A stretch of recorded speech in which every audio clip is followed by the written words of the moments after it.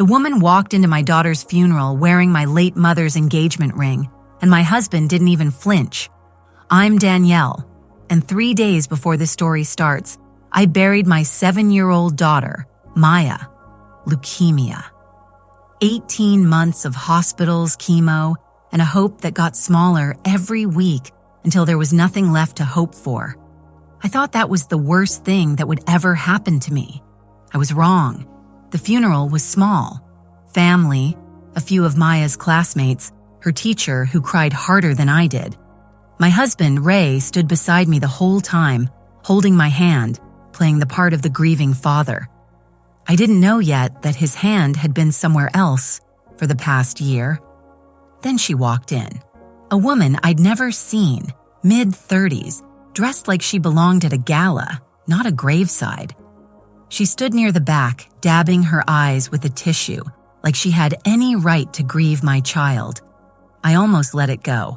Grief makes you generous with strangers.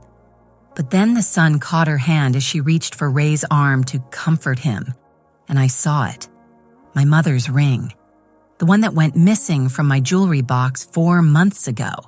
The one I'd torn the house apart looking for. If you've ever had a moment where the ground just drops out from under you, you know exactly what I felt standing there. I didn't scream. I didn't cause a scene at my own daughter's funeral because Maya deserved better than that. But I watched. I watched Ray's hand rest on this woman's back for half a second too long.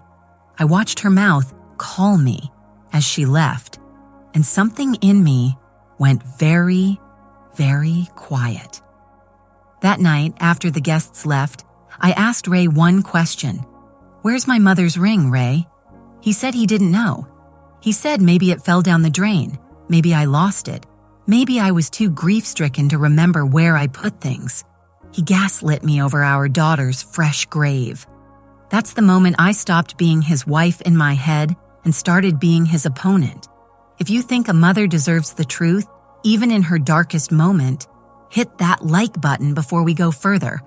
Trust me, it matters. I spent the next 2 weeks doing something I never thought I'd do. I became a detective in my own marriage.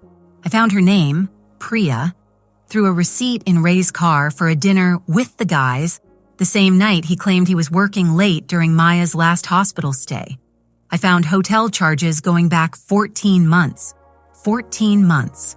While our daughter was fighting for her life, he was building a second one.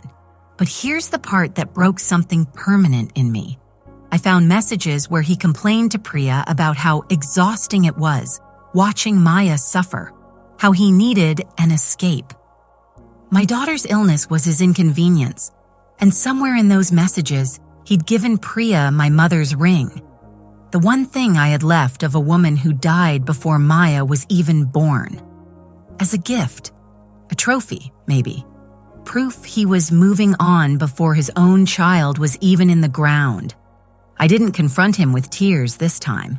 I confronted him with a folder. I laid it all out on our kitchen table. The hotel receipts, the messages, the ring photographed on Priya's finger from her own public social media. Ray's face went white, then red, then he tried the oldest trick in the book, turning it around on me. "You were always at the hospital, Danielle. What did you expect me to do?" I want you to imagine that sentence about our dying daughter. If that sentence makes your blood boil the way it made mine, subscribe now because what happens next, he did not see coming. I didn't yell. I told him, calmly, that he had 48 hours to be out of the house before I told every single person at Maya's funeral exactly who that woman in the back row was and what she was wearing. I told his mother. I told our mutual friends. I told his boss because it turned out those late nights were sometimes billed to a company card meant for actual client dinners. That part became his employer's problem, not just mine. Within a week, Ray had lost his mistress, who dropped him the second the money and reputation started crumbling. His job, most of his friend group, and the house, because it turned out it was in my name from before we married. I got my mother's ring back too. Priya mailed it to me in a padded envelope with no note, which honestly said everything. Here's the twist nobody expected, including me. Maya's oncology nurse reached out to me a month later. She'd seen Ray in the hospital hallway more than once, on his phone, laughing during the exact weeks I thought he was suffering alongside me. She'd never said anything because it wasn't her place, until she heard what happened at the funeral and realized her silence had let me carry that year, believing we were grieving together. She wasn't the only one. Turns out half our friend group had suspected for months and said nothing to not add to my stress.